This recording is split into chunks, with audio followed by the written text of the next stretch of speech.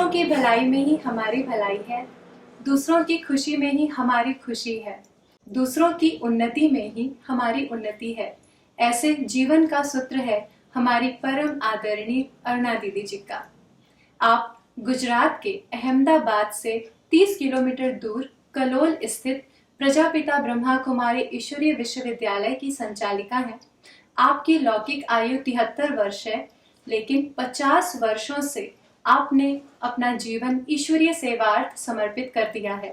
आप ऐसी प्यारी, ममतामयी, वात्सल्यमयी माँ है जिन्होंने ऐसे स्थान पर सेवा आरंभ की जहाँ पर प्रदर्शनियां जलाई गई, पत्थरबाजी भी हुए, लेकिन आपने अपने स्नेह एवं ममता से कलराटी भूमि पर भी फूल खिला दिए, कलोल में भी कमल खिला दिए। आपने 140 से भी अधिक गांव एवं 2000 से भी अधिक घरों में संकीर्ण मानसिकता के लोगों को आध्यात्मिक मार्ग दिखाया है। आपने हजारों लोगों को नशा मुक्त किया है, साथ ही आध्यात्मिकता की ऐसी मशाल जलाई है जिसमें जाति भेद, वर्ण भेद, वर्ग भेद को भुलाकर अमीर, गरीब, युवा, बुजुर्ग, कन्याओं एवं माताओं को आध्यात्मिकता की रोशनी दी है, उनके जीवन में नया प्रकाश लाया है। आपने अनेक कुमार कुमारियों को भी सही दिशा प्रशस्त की है। तो आज हमारे बीच ऐसी परम आदरणीय अरुणा दीदी जी उपस्थित है। ओम शांति दीदी, आपका हार्दिक स्वागत है। ओम शांति। दीदी, हम आपसे जानना चाहेंगे आपका जन्म कहाँ हुआ एवं पढ़ाई कहाँ हुई? मेरा जन्म हिस्टोरिकल प्लेस पाटन में हुआ और मैंने पढ़ाई बीए तक की। दीदी जी, हम जानना चाहेंगे कि बचपन में क्या भगवान के प्रति आपकी आस्था थी? बहुत थी। इसलिए तो मैं 25 साल ही थी मेरी एज और बाबा की बन गई, क्योंकि मैंने जब हरीश भाई शुक्ल के घर में प्रदर्शनी सुनाई गई, भावना बहन ने समझाई और मुझे बहुत ही अच्छा लगा, क्योंकि मैंने भक्ति बहुत की हुई थी ना, तो मुझे लगा कि ऐसा होना चाहिए। मैं जो भक्ति में कर रही हूँ वैसा नहीं होना चाहिए। ये जो भावना बहन सुना रही है, चित्रों में जो समझाया गया मुझे, वो मुझे बहुत ही अच्छा लगा। भक्ति में मैं बिना पानी पिए भी निर्जला एकादशी जो करते हैं सब, भीम एकादशी भी बोलते हैं, वो मैं बिना पानी पिए करती थी। सुबह से रात तक मैं बिल्कुल पानी नहीं पीती थी और नंगे पांव में मंदिरों में जाना पसंद करती थी और भजन कीर्तन ये सब मुझे बहुत ही अच्छा लगता था। जहाँ भी सत्संग हो, रामायण कहाँ पढ़ी जाती हो, कहीं भागवत, हाँ, तो मैं वहां भी बैठ जाती थी और सुनती थी। मुझे भागवत की कथाएं, विष्णु पुराण की कथा, वो बहुत ही अच्छा लगता था बचपन से ही। अच्छा दीदी जी, आप ब्रह्मा कुमारी के संपर्क में कब से आए? 1977 से आई। मेरा छोटा भाई कॉलेज से गया था शिविर करने पांडव भवन। उनका जो प्रोफेसर है, आज हमारी नेहा बहन की के पापा हरीश भाई शुक्ल, वो शिविर करने ले गए और शिविर करके जो वापस आया ना, तो उनके जीवन में बहुत ही परिवर्तन हो गया। वो परिवर्तन देख करके मैंने प्रश्न पूछा कि भैया तू जहाँ जा रहा है वहां मैं आ सकती हूँ? तो भाई ने कहा कि हाँ, आपके लिए तो बहुत ही अच्छा है, कन्याओं का तो वहां बहुत मान रहता है, तो आपको जरूर आना चाहिए। फिर मैं साइकिल लेकर के सेंटर पर पहुंच गई और मुझे बहुत ही अच्छा लगा। पांडव भवन भी मैं गई, वहां सबका प्यार देखा, तो मैं बाबा की बन गई। दीदी, आपके परिवार में और भी लोग होंगे जो ज्ञान में चल रहे हैं, परिवार के बारे में भी कुछ बताइए। पूरा परिवार पांडव भवन में जो छोटा मेडिटेशन हॉल है, वहाँ बाबा को बहुत नजदीक से मिले हुए हैं और उस समय तो सब ज्ञान में चलते थे, क्लास में आते थे। लेकिन आज मेरी जो छोटी बहन है सुरेखा बहन, जो दिशा सेंटर पर रहती हैं, तो वो भी ज्ञान में है। और भाई भी जो है वो पूरे सहयोगी तो है, आज भी पूरा सहयोगी है। 3 भाई हैं, वो पूरे सहयोगी है। पापा मम्मी ने शरीर छोड़ दिया। अच्छा दीदी, क्या आपने साकार बाबा से पालना ली है? साकार बाबा से पालना नहीं ली है, हमने दादियों की पालना ली। लेकिन जब मैं अंबाजी में रहती थी 6 साल, तो वहाँ स्टैचू म्यूजियम था, तो वो म्यूजियम में पहला जो चित्र था वो लक्ष्मी नारायण का था। तो नारायण के सामने देख करके मैं योग कर रही थी, तो बीच में अचानक ही नारायण का स्टैचू वहां से जैसे हट गया और पूरा साकार बाबा ही, हाँ, मैंने मेरी खुली आंखों से देखा, वो साकार बाबा ही था। और मैं अनुभव भी करती थी अंबाजी में, क्योंकि हमारा सेंटर ही ऐसा था, सुनसान जंगल जैसे था, गब्बर रोड। तो वहां बाबा ने मेरी बहुत ही पालना की और ऐसा बहुत अनुभव है 78-79 में। उस समय का अंबाजी और आज का अंबाजी बहुत ही अंतर है। और अधिकतर सबको मालूम भी है कि अंबाजी में शराब बहुत बिकता भी है और पीते भी है। और उसी समय मेरी एज भी 25 थी, और उस समय जब मैं अंबाजी में रही तो ऐसे ऐसे अनुभव करती थी, कोई भी छोटी बच्ची वहां डर जाए, लेकिन मैंने ऐसा अनुभव किया कि बाबा मम्मा बिल्कुल मुझे संभाल रहे थे। वो मैं अनेक बार अनुभव करती थी। एक बार तो मेरा ऐसा भी अनुभव था कि जूनागढ़ के छोटे छोटे बच्चे 35 बच्चे वहां आने वाले थे, और वो लेटर मुझे मिला कि आज वो बच्चे आएंगे। घर में बिल्कुल पानी नहीं था, तो उसी समय मैं नलके के सामने देख करके ऐसा सोच रही थी, बाबा घर में बिल्कुल पानी नहीं है और कुछ तो करो। तो नलके में से पानी, जो समय ही नहीं था, तो नलके में से पानी आने लगा। तो मेरे साथ जो छोटी बहन थी तो वो कहने लगी वो तो अंदर में पानी होगा, तो वो आ गया। मैंने कहा तुम अंदर चली जाओ, पानी पूरा भर जाएगा तभी जाएगा। तो हमने देखा 1 घंटा इतना पानी आया, पूरी टंकी पानी की भर गई, पीने का पानी भी। वो मेरे जीवन में आज भी याद रहता है कि भगवान कितनी अच्छी रीति से मदद करते हैं। वो तो मेरे जीवन का बहुत ही गजब का अनुभव है। एक बार मेरा ऐसा अनुभव है कि मैं अहमदाबाद से अंबाजी जा रही थी, तो बीच में हड़ाद करके गांव आता है, हड़ाद। तो अंबाजी में बस में मैं अकेली थी, और जैसे ही कंडक्टर ड्राइवर नीचे उतर गए ना, तो वो कंडक्टर ड्राइवर ने कहा, बहन जी डरना मत, आप बैठे रहना। वो दोनों खड्डे में उतरे, मैंने देखा शराब लेने के लिए। वो शराब लेकर के आए, गाड़ी में बैठे। उन लोगों ने कहा, बहन जी आप जहाँ रहती हो सेवा केंद्र पर, वहां मैं आपको छोड़ दूंगा। तो वो बस लेकर के हमारे सेवा केंद्र पर आए और उन लोगों ने मुझे उतारा वहां पर, सेंटर पर ही। और ऐसे ऐसे अंबाजी में ऐसे मतलब की अनुभव है मेरा कि कमाल के अनुभव। एक बार रात को 2 बजे, सेंटर में मैं अकेली थी, कोई नहीं था और कोई बहन नहीं थी। 2 बजे कोई शराबी ने दरवाजा खटखटाया और वो बोला, बहन जी दरवाजा खोलो। मैं डर गई। उस समय मेरे में कोई इतनी समझ नहीं थी, डरी तो क्या किया मैंने, लाइट जला दी और वो शराबी मुझे देख सके, ऐसे ही मैं सो गई। सो तो गई, लेकिन उस समय का ये अनुभव रहा कि मैं तुरंत सुबह में अहमदाबाद चली गई, डर गई। तो अंबाजी में कैलाश दीदी ने भोग लगाया बाबा को, और बाबा ने कहा वतन में कि बच्ची के सिर पर मम्मा हाथ घुमा रही थी और बच्ची के पैर के पास बाबा भी बैठा हुआ था, बच्ची को पूछो। बच्ची तुरंत सो गई थी। बाबा ने बच्ची को तुरंत सुला दिया था। पूरी रात बच्ची को डर नहीं लगा। वो बच्ची को पूछो, बच्ची तुरंत सो गई थी। तो मुझे धीरे धीरे ऐसा जो बाबा का अनुभव रहा ना, इससे मेरा निश्चय बहुत ही पक्का होता गया, क्योंकि ये बिल्कुल सही बात थी कि मैं तुरंत सो गई थी। और ये जब सुना कि मम्मा सिर पर हाथ घुमा रही थी, बाबा भी पैर के पास बैठे थे, वो मेरे लिए जीवन का बहुत ही अच्छा अनुभव है जी। और भक्ति मार्ग में भी हम ये गाते रहते हैं, त्वमेव माताश्च पिता त्वमेव, यानी परमात्मा के साथ ही हमारे सर्व संबंध है। तो दीदी हम आपसे जानना चाहेंगे कि आप परमात्मा के साथ, भगवान के साथ कौन से संबंधों का अनुभव विशेष करते हैं? मैं कोई एक ही संबंध से बाबा को याद नहीं करती हूँ। जब भी जिसकी जरूरत हो तो आज भी पहले मुझे बाबा ही याद आता है, क्योंकि मेरा अनुभव रहा अंबाजी में कि भगवान ही मदद करते हैं, बाबा ही मदद करते हैं।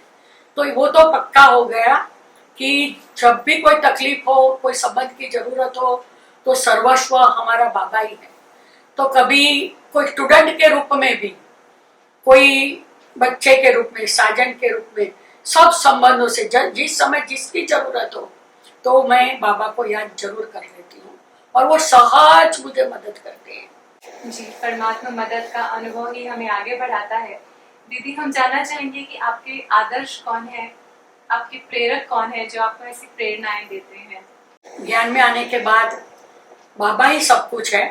फिर भी दादियों का जो हमने देखा, दादियों की जो अनुभवों की बातें सुनी, उसमें भी जब हम पांडव भवन के चौक में बैठ करके मनोहर दादी की क्लासेस सुनते थे और मनोहर दादी का जो अपनापन, सुखम सुखम होकर के पास में आ जाओ, जो बिठाते थे नजदीक में, तो मनोहर दादी का भी बहुत अच्छा लगा।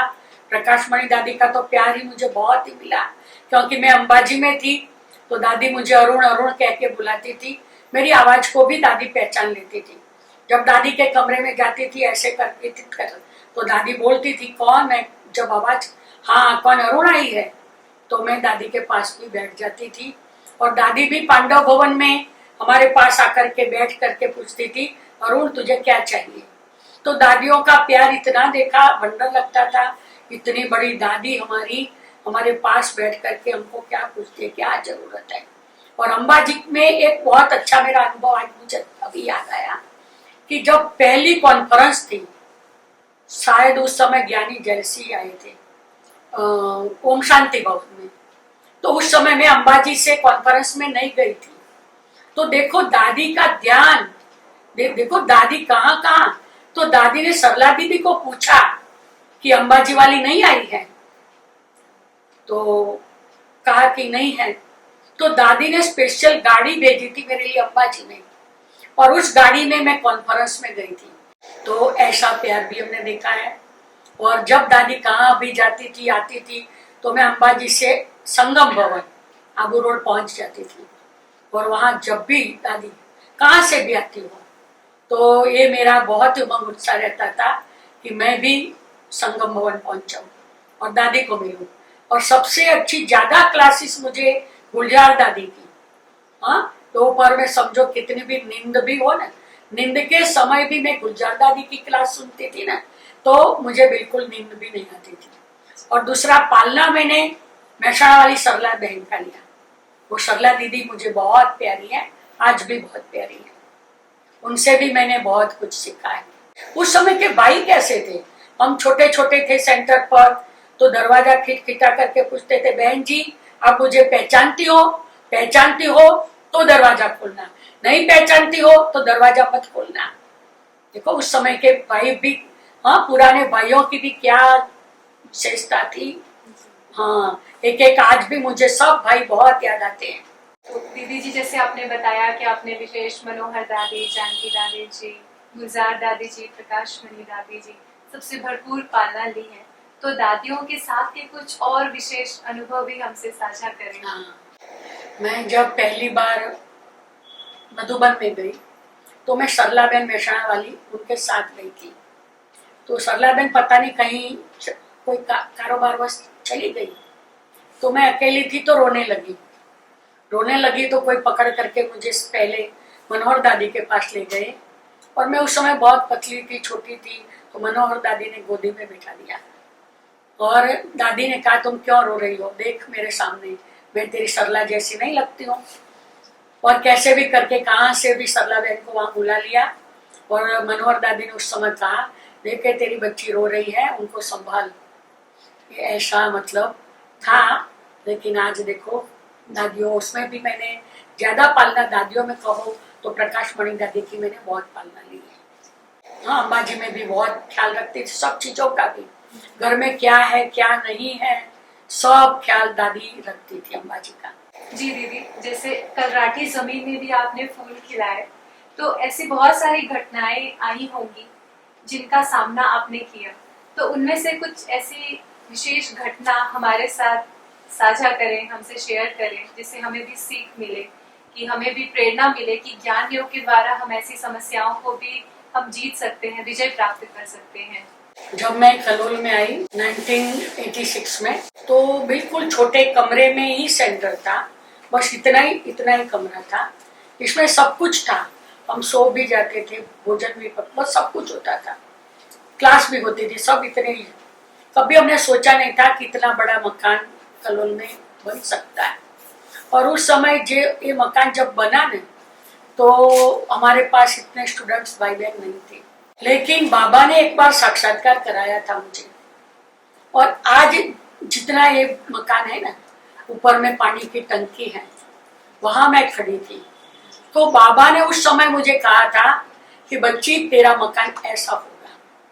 ये बाबा ने स्वप्न में दिखाया था, लेकिन वो स्वप्न मुझे इतना अच्छा याद रह गया, वो पूरा चित्र में देख रही थी, लेकिन मैं ये सोच रही थी कि ये तो संभव नहीं है।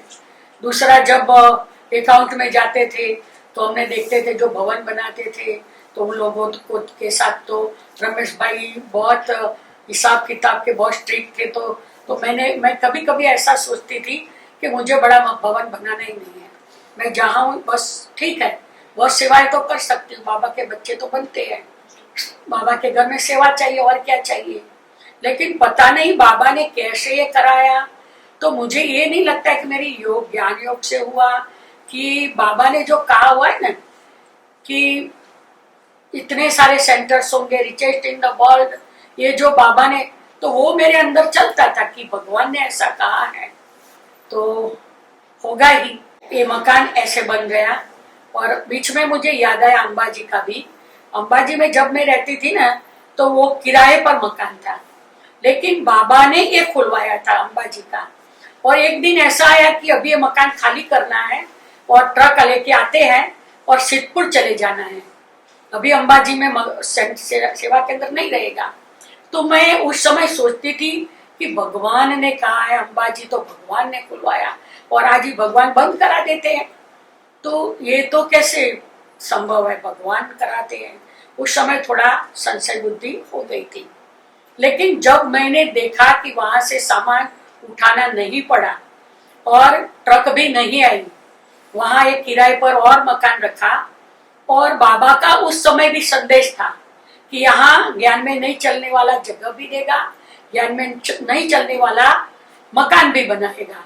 वो हमने देखा कि कैसे बहुत बढ़िया मकान अंबाजी में बन गया। तो एक एक अनुभव ऐसा होता रहा मेरे जीवन में कि धीरे धीरे धीरे धीरे आज बिल्कुल मेरी बुद्धि में कोई भी प्रकार का संशय नहीं रहा। तो मैं कई बार क्लास में भी कहती हूँ कि हमारे अनुभवों से भी आप लोगों को निश्चय बुद्धि हो जाना चाहिए। और क्या चाहिए? हमारा ऐसा अनुभव है कि भगवान जो कराते हैं, भगवान का जो कार्य है वो भगवान ही करते हैं।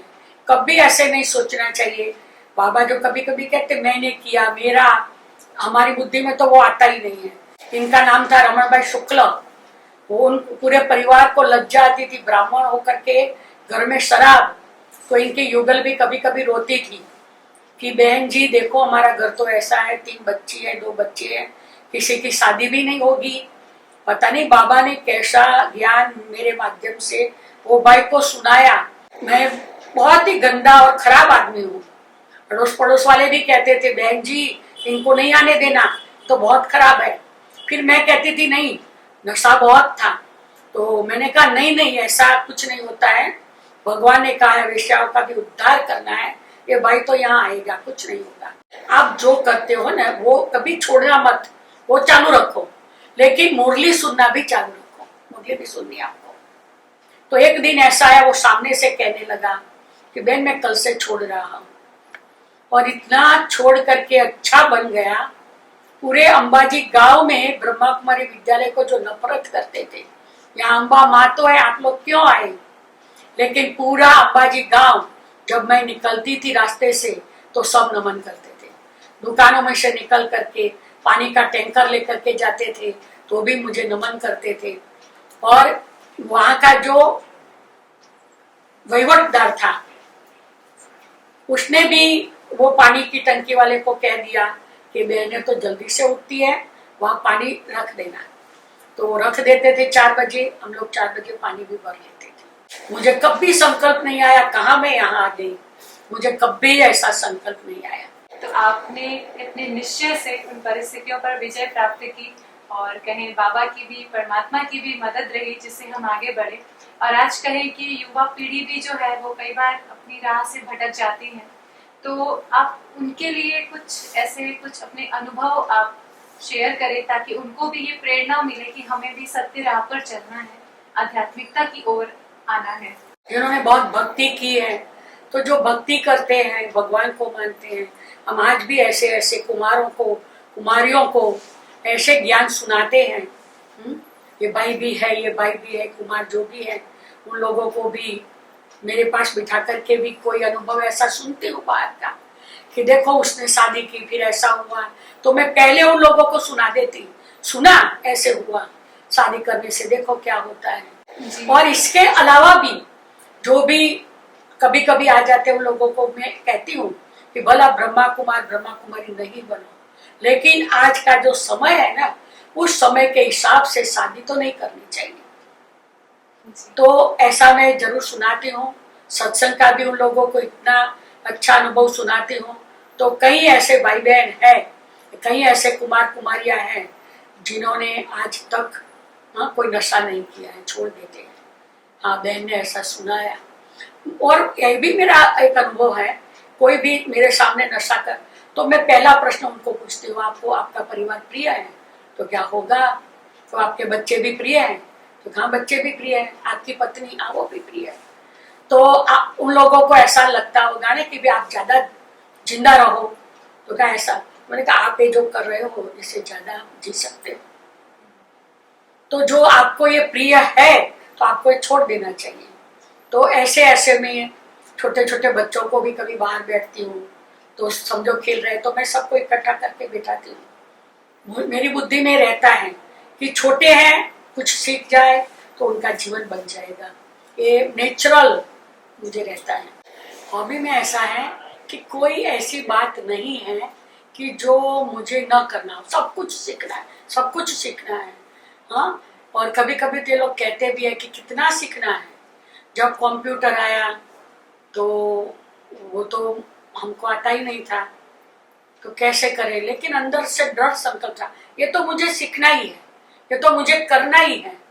तो फिर धीरे धीरे धीरे कंप्यूटर में गीत बजाना शुरू कर दिया, फिर तो कैसेट भी भरना शुरू कर दिया, जो डीवीडी आता था वो भी भरना शुरू कर दिया, पेन ड्राइव ये सब भरना भी शुरू कर दिया, सिलेक्टेड सॉन्ग्स भी इकट्ठा करने लगी, वो भी मैंने शुरू कर दिया। फिर बाबा के घर में आने के बाद तो मैं बहुत कुछ सीखी। कोई ऐसी चीज नहीं, जैसे भोजन पकाना और तरह तरह का बहुत ही अच्छा। कोई भी, मैं कभी कभी खुद को बोलती थी मैं कंदोई थी, मुझे सब कुछ आता है, तो वो भी सीखी। सिलाई काम, वो सब में मैं, विशेष हॉबी वो है, मैं फ्री, मुझे बैठना अच्छा नहीं लगता है। तो मेरे साथ जो भी रहते हैं यही बात बार बार सुनते हैं, सब कुछ सीखो, सब कुछ सीखो, सीखना चाहिए, सब कुछ सीखे ऑलराउंडर बनना है। हाँ। ताकि हर क्षेत्र में बाबा की सेवा। और हमने 84 जन्म लिया, तो हर 84 जन्म जो हमारा, कभी हम सुनार होंगे, कभी हम लोहार होंगे, कभी धोबी होंगे, तो सब प्रकार के संस्कार वैसे भी अंदर से बाहर निकलते होंगे, पता नहीं। तो मुझे सब कुछ अच्छा लगता है और बहुत मेहनत की है। बाबा के घर में आने के बाद हमने सेवा में इतनी मेहनत की है कि आज कई बार सुनते हैं ना कि कोई बस में चढ़ना नहीं आता है किसी को, कोई सिवाय विकल वो कुछ नहीं कर सकते, तब हमको बहुत वंडर लगता है कि हमने तो ये सब कुछ किया। जब बरोड़ा सेंटर पर रहते थे तो पादरा के लिए जब हम जाते थे न्याय मंदिर, तो उस समय बस कितनी मतलब भीड़ में हम लोग चढ़ जाते थे। तो वो सेवाएं भी मुझे आज बहुत याद आती है। बाबा कभी कभी नहीं अव्यक्त मुरली में कहते हैं ना कि प्राप्तियों के आधार से, अनुभवों के आधार से, तो मैं ऐसे बाबा को सहज याद कर सकती हूँ। प्राप्तियों के आधार से, संबंधों के आधार से, अनुभवों के आधार से वो मेरा योग याद एकदम सहज रहती है। तो दीदी, जैसे आपने बताया कि प्राप्तियों के आधार से, तो हम कैसे उन प्राप्तियों को स्मृति में लाएं जो हमारा पुरुषार्थ भी आगे बढ़ जाए, उसके लिए क्या कर सकते हैं? हाँ, तो उसमें ये है कि जिस चीज को हम चाहते हैं वो हम मतलब कि हम कर ही नहीं सकते हैं कि भी ये तो हमारे बस की बात नहीं, हम ला नहीं सकते, हो नहीं सकता है। और उस समय हम बाबा को याद करते हैं, बाबा की पता नहीं कैसे मदद मिल जाती है। जैसे मैंने मकान का सुनाया कि कितना छोटा सा मकान पता नहीं कैसे बन गया, और उस समय जब हमने ये 2000 में, ये 2000 के साल में हमने जो ये प्लॉट लिया, तो वो तो उस समय बहुत सस्ता मिल गया था, 5 लाख की कीमत थी उस समय तो। लेकिन पैसे भी वो उसने कम लिया, कैसे पता नहीं कैसे इतना बड़ा बन गया। आज मैं बोल भी नहीं सकती हूँ, और मुझे ऐसे ही होता है कि भगवान खुद ऐसा करते भी हैं। मेरे जीवन में ये अधिक है कि सब कुछ भगवान करते हैं। हम कोई बात भी करते हैं तो मुझे कभी कभी ऐसे मेरा अनुभव सुनाती हूँ कि यहाँ ही बैठा होता है, वो यहाँ ही बैठा होता है, सुन लेते हैं। वो हमारी बातों को सुनने के लिए ही बैठा हुआ होता है, वो बैठता है सुनने के लिए।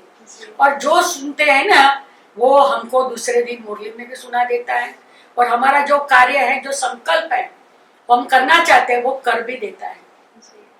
तो बाबा हमारे साथ है, वो मैंने अनुभव बहुत किया है। मधुबन में चलते पूरी मुरली मैं बहुत जल्दी जल्दी से लिख लेती हूँ। आज भी कोई कागज है, वो ड्राइंग का भी मुझे बहुत पसंद है। मैं कुछ भी ऐसा होगा तो बैठ करके ड्राइंग करके बता दूंगी कि देखो ऐसा ऐसा होना चाहिए। वो ड्राइंग भी बैठी, जब फ्री बैठती हूँ ना, तो सब देखते भी हैं ये क्या कर दिया। मैंने कहा कि मुझे तो पेन और कागज चाहिए और मैं ड्राइंग करूँ, तो वो मुझे ड्राइंग का बहुत पसंद है, ड्राइंग कर लेती हूँ और लिख भी लेती हूँ। लिखना भी मुझे बहुत पसंद है। कभी कभी तो होता है कि पहले तो मैं मैगजीन में कुछ ना कुछ लेख ऐसा देती थी, आज भी कभी कभी होता है और सोचती हूँ मैं कुछ लिखूं, सोच करके कुछ लिखूं, वो भी मुझे बहुत चलता है।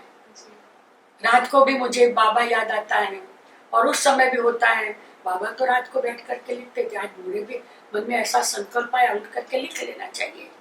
तो रात को सोते समय भी कुछ लिखने का मुझे बहुत संकल्प चलता है, ये पॉइंट लिखनी चाहिए, ये पॉइंट लिख लेनी चाहिए। कोई चीज ऐसी नहीं होगी, मिठाई में, नमकीन में, ये ब्रेड भी मैं बनाती हूँ, नान खटाई भी बनाती हूँ, सब कुछ बनाती हूँ, मैं सूर भी बना लेती हूँ। कोई भी चीज कोई कहे कि मुझे नहीं आता है, मुझे आता है, सब कुछ आता है, मैं बना लेती हूँ। ब्रेड भी हूँ बहू जैसे मधुबन में मिलती है, ऐसी ब्रेड में बना लेती हूँ। और ऐसी ऐसी चीजें मैं खरीद करके भी रख लेती हूँ घर में, सब कुछ होता है। और ये गार्डनिंग का जो बोला ना, वो तो मुझे बहुत ही पसंद है, बहुत ही।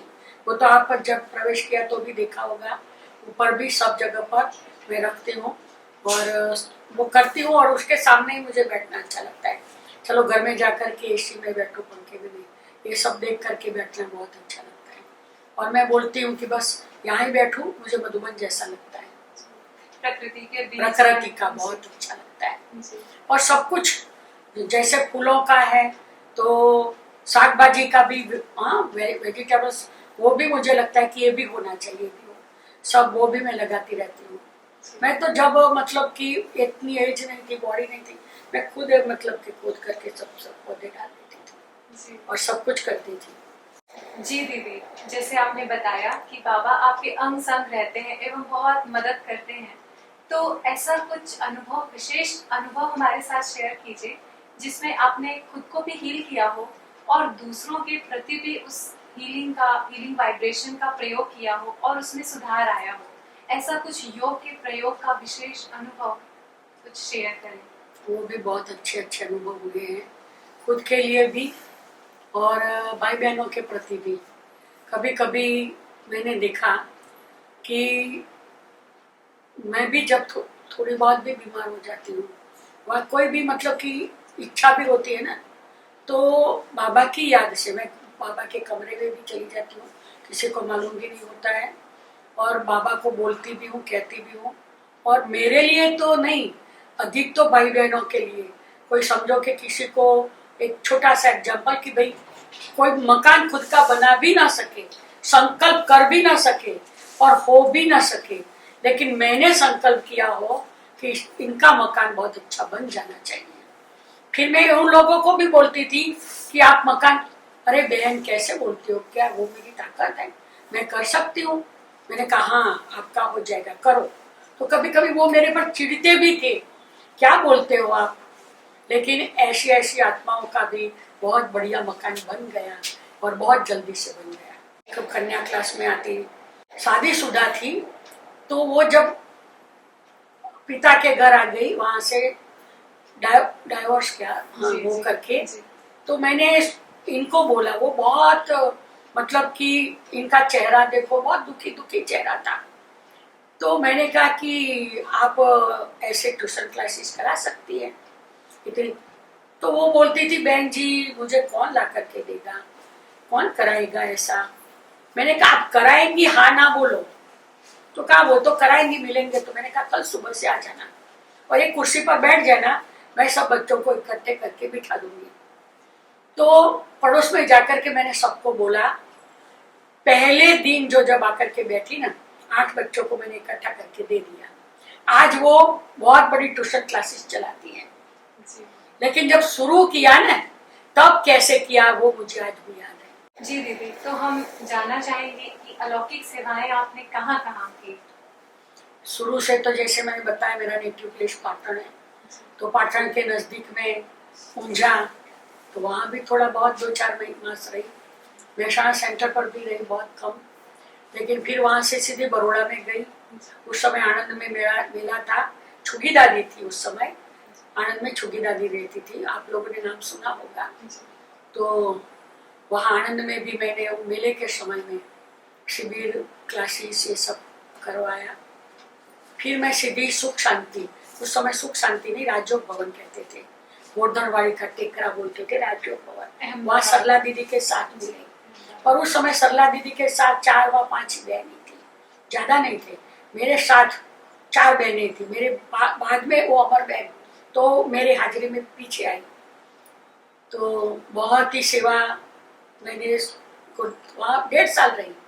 फिर दीदी ने ही मुझे अंबाजी में भेजा। फिर अंबाजी में अनुभव बहुत अच्छे अच्छे रहे, सेवा करनी थी। लेकिन वहाँ शराब का माहौल, शराब इतना था कि हम बाहर बिल्कुल चल नहीं सकते थे। कहाँ भी चलो जाओ तो शराबी बहुत। तो मैं बार बार दीदी को बोलती थी, मुझे अंबाजी में नहीं रहना है। और बाबा को भी मैं कभी कभी कहती थी, बाबा तुझे और कोई नहीं मिला, मुझे मैं ही मिली आपको अंबाजी के लिए, ऐसा भी मुझे होता था। और उस समय एक कलोल में जो बहन थी आगे, वो बॉम्बे जाना चाहती थी, जो मीरा रोड में रंजन बहन, तो वो वहाँ चली गई। और दीदी ने मुझे, यहाँ एक भाई का मकान था, तो दीदी ने मुझे कलोल में रख दिया। ट्रांसफर के समय में मुंद्रा गई थी, वहाँ भी मैं सिर्फ 1.5 मास रही। लेकिन वहाँ का अनुभव भी मुझे बहुत ही अच्छा रहा। घर उस समय तो सबके सेंटर्स बहुत साधारण थे।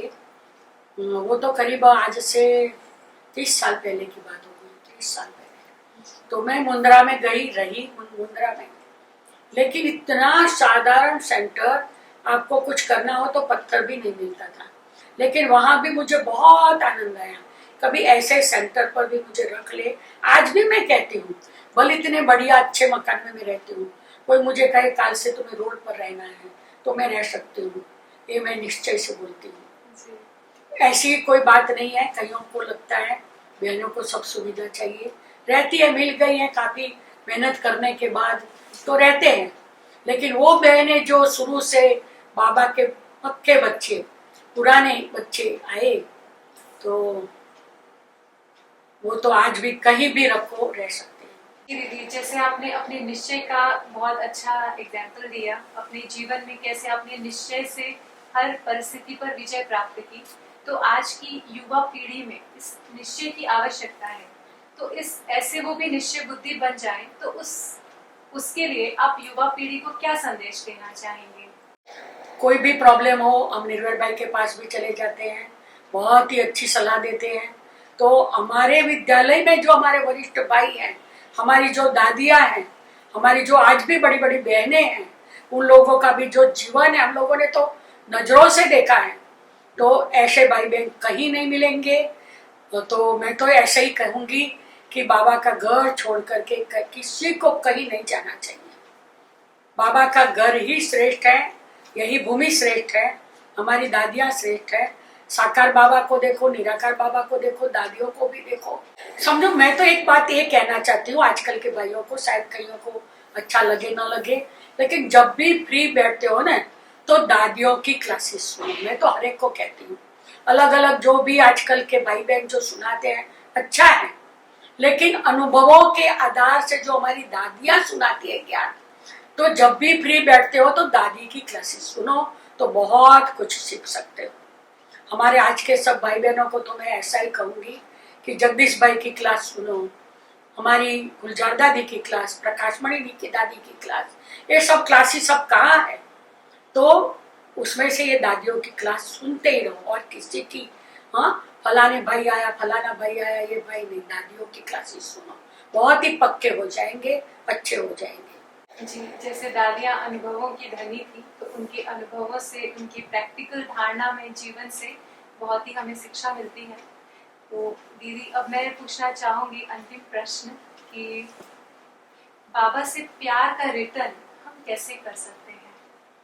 कर सकते हैं, करना ही चाहिए, क्योंकि हम लोग जब उत्साह उमंग से इतना सुनाते हैं कि हमारा ज्ञान योग भी काम में नहीं आता है, बाबा ही सब कुछ करता है, तन मन धन सब कुछ बाबा ही देता है, तो फिर लज्जा आनी चाहिए हम बाबा के लिए कुछ न कर सके।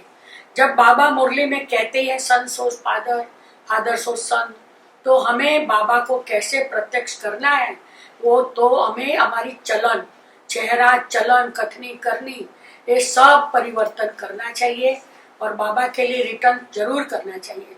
सबको लगे कि सच में ब्रह्मा कुमारी विद्यालय में जा रहे हैं, ये कुछ कर रहे हैं, देखो इनकी जीवन के कितनी अच्छी है, तो ये सब होना चाहिए और बाबा का रिटर्न हम देंगे ही, करेंगे ही।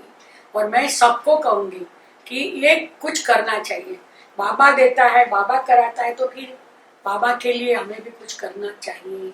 जो भी युवा पीढ़ी आज की है, वो युवा पीढ़ी के साथ हम लोग बैठते भी है, जाते भी है, और वो इकट्ठा करके हम वो सुनाते भी है।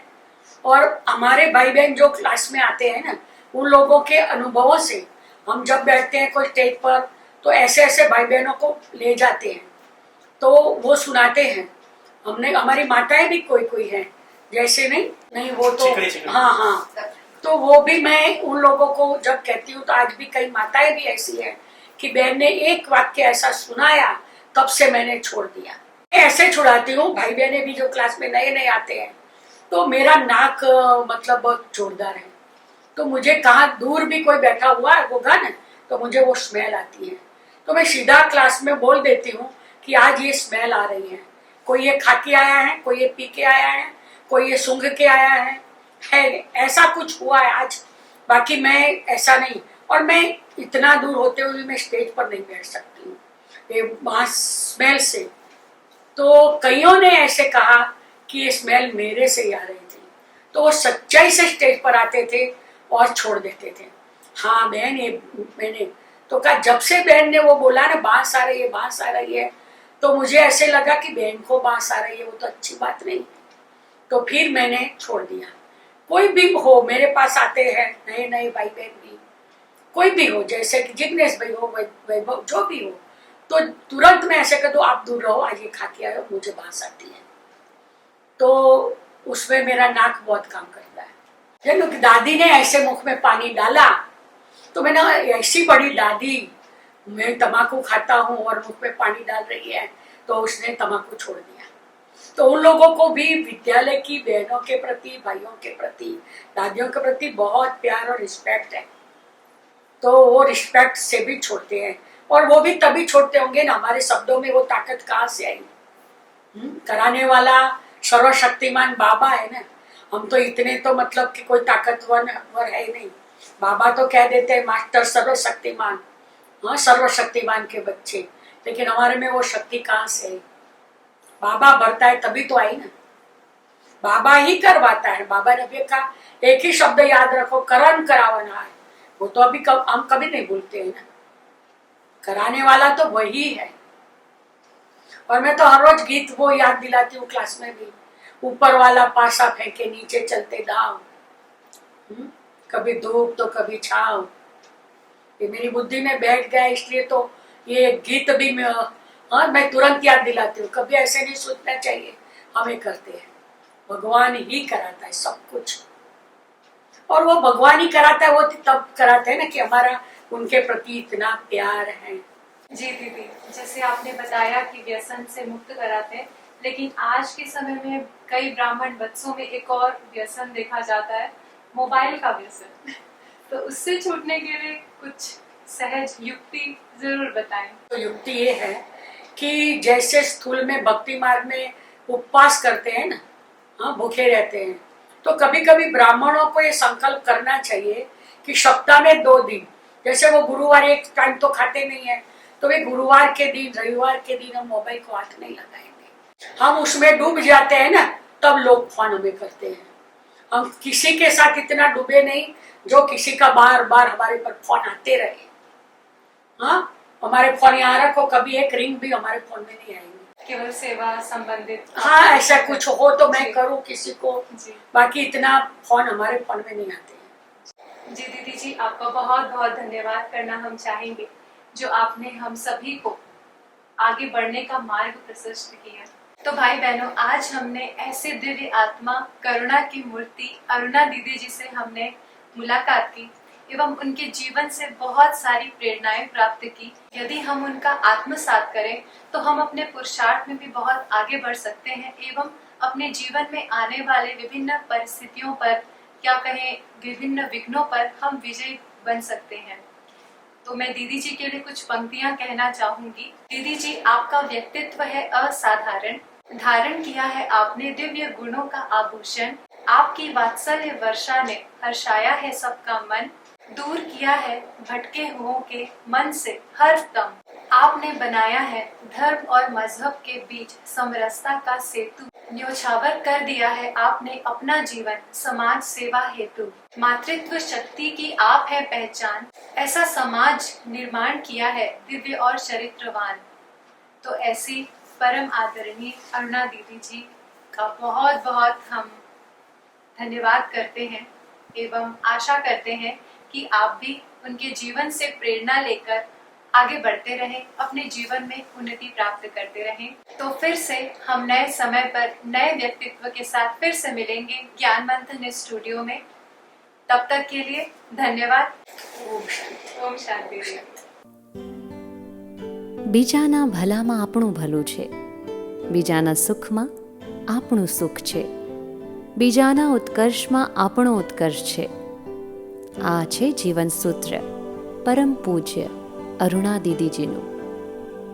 પરમ પૂજ્ય અરુણા દીદીજી અસંખ્ય હૈયામાં અપાર આદર અને પ્રેમ સાથે જોડાયેલું એક દિવ્ય વ્યક્તિત્વ છે, જ્યાં નાત અને જાતના ભેદ મિટી જાય, જ્યાં ગરીબ તવંગરની રેખાઓ ભૂસાઈ જાય, જ્યાં ધર્મ અને ધર્મ વચ્ચે સંવાદિતાનો સેતુ રચાય, જ્યાં સમર્થ અને સાધારણતાનો ભેદભાવ મટી જાય, જેમણે સતત બાબામય રહીને 140થી વધારે ગામોમાં અને 2000થી પણ વધારે ઘરોમાં પધારીને સેંકડો આત્માઓ અને પરિવારો સુધી ઈશ્વરીય સંદેશ આપ્યો છે, હજારોના જીવનની સાચી રાહ સીંધી છે.